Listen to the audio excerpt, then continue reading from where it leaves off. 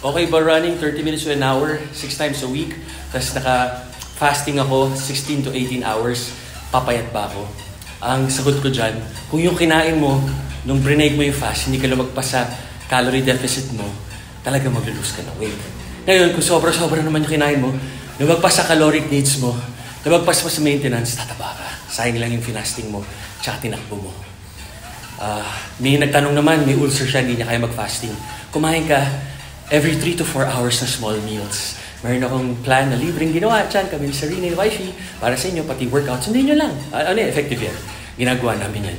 Tsaka pag may nagtatanong yan talaga yung pinaka-basic na sana kayang tagalan, hindi sumuko, na sana gawin ng discipline.